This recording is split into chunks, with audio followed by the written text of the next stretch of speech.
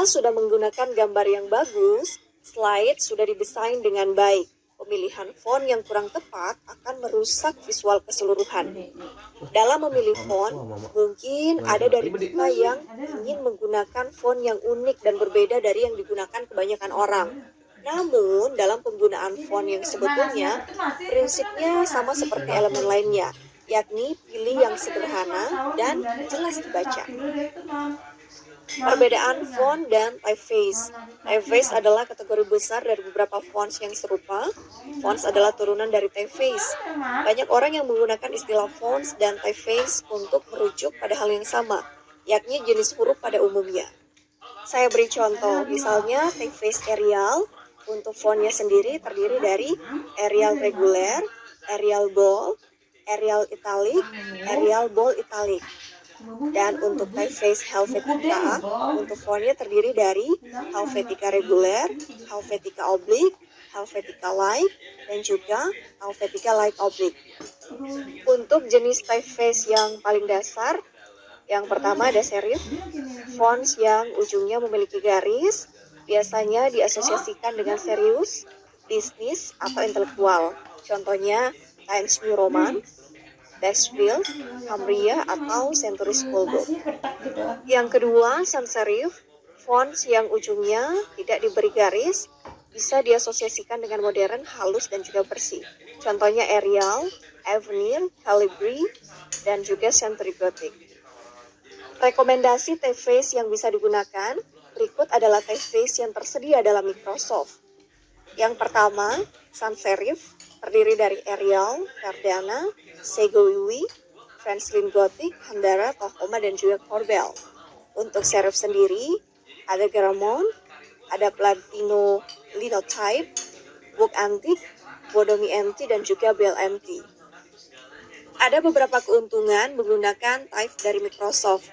Yang pertama, sudah tersedia di dalam PowerPoint, jadi tidak perlu install lagi. Kemudian yang kedua, kemungkinan semua device memiliki font tersebut, sehingga jika file PowerPoint-mu dipindahkan ke perangkat lain, fontnya tidak akan berubah.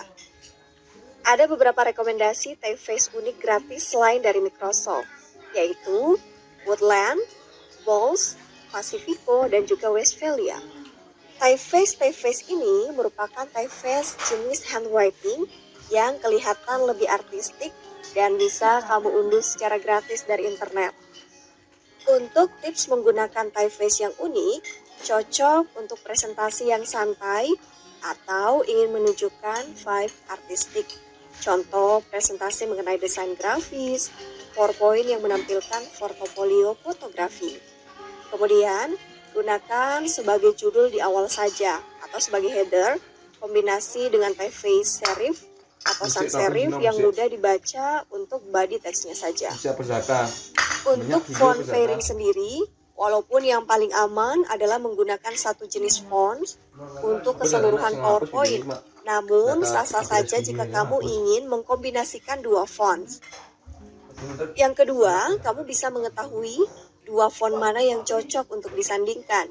Dengan font fairing adalah kombinasi dua font atau lebih yang terlihat pas.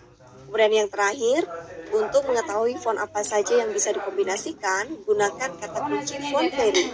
Di Google atau search engine akan muncul pilihan-pilihan pasangan font yang bisa kamu gunakan. Ada beberapa tips untuk font fairing sendiri. Yang pertama, kombinasikan font tebal sebagai header atau font tipis sebagai body text dalam sebuah typeface yang sama. Contoh, Arial Bold untuk header dan Arial Regular untuk body text. Tidak berlaku untuk typeface unik. Kemudian yang kedua, kombinasikan typeface serif dan juga sans serif. Untuk tulisan sendiri, ada beberapa hal atau aturan yang harus diperhatikan. Pertama, satu slide, satu pesan inti key message. Jika masih ada space namun pesan itu sudah tersampaikan, maka jangan ditambahkan materi lain yang memiliki pesan inti yang berbeda. Buat saja di slide yang baru. Yang kedua, terapkan billboard-based words. Tulisan yang singkat, padat, dan jelas yang bisa dibaca dan dipahami maksudnya beberapa detik saja. Seperti saat kita membaca sebuah tulisan di papan billboard, ketika sedang naik mobil, hanya beberapa detik saja, tapi selalu bisa dibaca. Taruh seminimal mungkin tulisan dalam satu slide, jangan sampai teks mendominasi keseluruhan slide. Yang ketiga, minimal ukuran font 18. Semakin sedikit teks, ukuran bisa semakin besar, dan semakin besar semakin baik pula. Apalagi jika kamu presentasi di depan orang banyak. Kemudian yang terakhir, kontras, black over white atau over white black. Dan yang terakhir, kontras, black over white atau white over black. Nah, itu dia tips-tips dari saya mengenai pemilihan font dan menuliskan teks dalam slide. Selanjutnya, kita akan membahas mengenai penggunaan gambar dan video dalam presentasi. Terus tonton videonya ya, dan sampai jumpa di video berikutnya. Apa sih gunanya makan?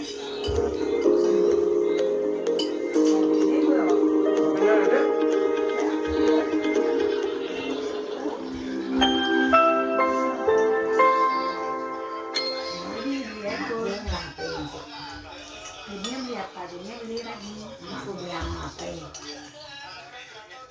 Nah, kalau mikir, Gelasnya mana bejir? aku sedang mikir kan nomor itu. Terus telepon.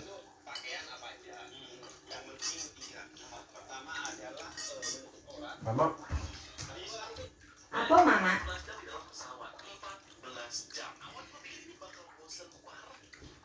Iya, saya perangnya. Yang kedua, Mak.